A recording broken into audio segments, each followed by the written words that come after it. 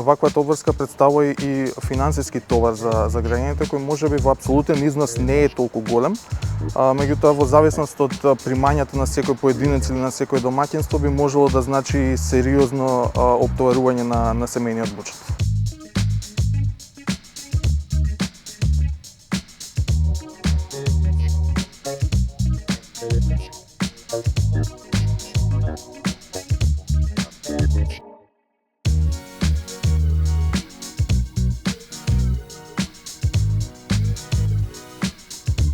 Според мене, ваквата одредба е надвор од ова овластување кое му го дава Законот за возила на министерот, односно да, Законот за возилата утврдил дека тој е надлежен да донесе правилник за разработка на одделни аспекти на содржината на регистарските таблички, меѓутоа во ниту еден случај не му дава овластување дека тој ќе може да уреди до кога трајат веќе издадените регистарски таблички по претходните правни правила.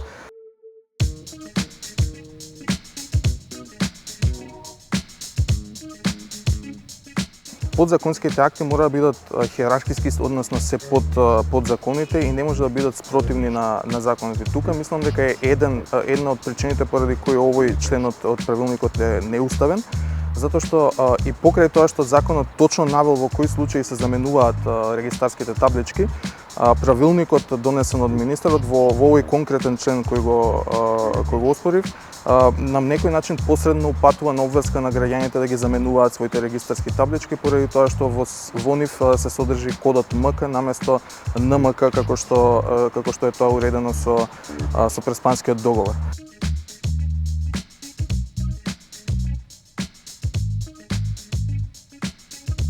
Содржината на регистарските таблички е веќе заменета во 2007 година,